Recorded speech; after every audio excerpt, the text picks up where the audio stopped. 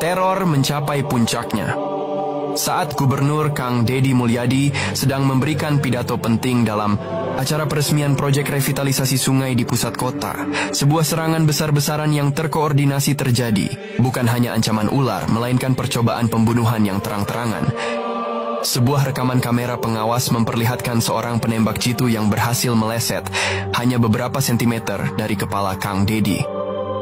Bersamaan dengan itu, tim Gegana berhasil menjinakkan sebuah alat peledak rakitan kecil yang ditemukan berkat informasi intelijen krusial dari Mangkarta. Detik-detik genting tersebut terekam dramatis, memperlihatkan kepanikan massa dan kesigapan pengawal Kang Deddy. Testimoni, panik dari saksi mata yang diwawancarai memberikan gambaran mencekam tentang kengerian momen tersebut. Dalam interogasi mendalam, pensiunan pejabat yang tertangkap itu akhirnya mengungkapkan identitas otak di balik semua ancaman.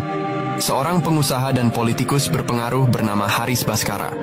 Haris Bhaskara memiliki koneksi luas ke sindikat korupsi skala nasional. Kebijakan Kang Deddy telah menghancurkan bisnis ilegalnya dalam bidang pertambangan dan proyek infrastruktur fiktif yang merugikan negara miliaran rupiah. Sebuah rekaman pengakuan dari Haris Bhaskara yang disadap sebelumnya, beserta transkrip interogasi, disajikan sebagai bukti, lengkap dengan tangkapan layar bukti transaksi yang menunjukkan aliran dana dari rekening-rekening Haris kepada pensiunan pejabat tersebut. Kang Deddy Mulyadi, tanpa menunggu bukti lengkap terkumpul, mengambil langkah berani.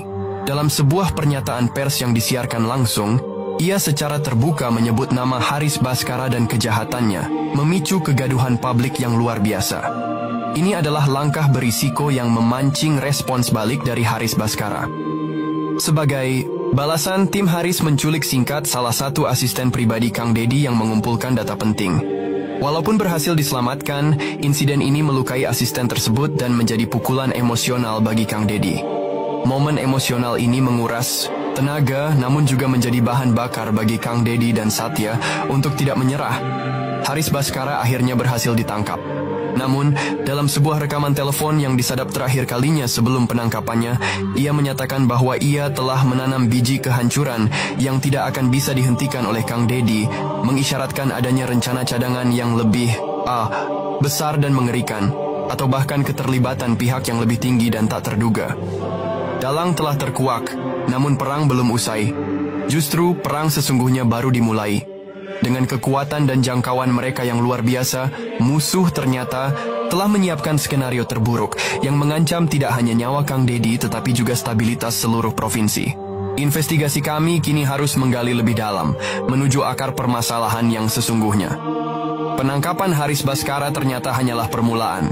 Investigasi yang lebih dalam mengungkapkan bahwa ia hanyalah bagian dari jaringan korupsi yang jauh lebih luas dan terselubung. Sebuah diagram jaringan ditampilkan di layar, menunjukkan koneksi kompleks antara Haris Bhaskara dengan berbagai pihak di pemerintahan, bisnis, dan bahkan di dalam institusi penegak hukum, oknum jaksa, pejabat korup di lingkungan kementerian, hingga beberapa anggota parlemen daerah terindikasi terlibat. Testimoni anonim dari saksi kunci yang merasa terancam diungkapkan melalui suara yang disamarkan, menggambarkan bagaimana sindikat ini beroperasi dalam bayang-bayang kekuasaan. Pengungkapan dalang memicu gelombang opini publik yang campur aduk. Di satu sisi, dukungan besar mengalir untuk Gubernur Kang Deddy, mengapresiasi keberaniannya. Namun, di sisi lain, kampanye disinformasi masif dari pihak dalang dilancarkan untuk menjatuhkan kredibilitas Kang Deddy. Cuplikan berita palsu dari media, daring abal-abal dan analisis media sosial menunjukkan upaya terstruktur untuk menyebarkan berita bohong dan kampanye hitam. Pakar komunikasi yang diwawancarai menjelaskan taktik manipulasi opini publik yang digunakan untuk mengalihkan perhatian dari kejahatan sesungguhnya. Ini adalah perang reputasi yang menguji ketahanan moral Kang Deddy. Proses hukum terhadap Haris Bhaskara dan jaringannya dimulai, namun penuh rintangan. Intervensi politik dan ancaman terhadap saksi-saksi kunci mewarnai setiap persidangan.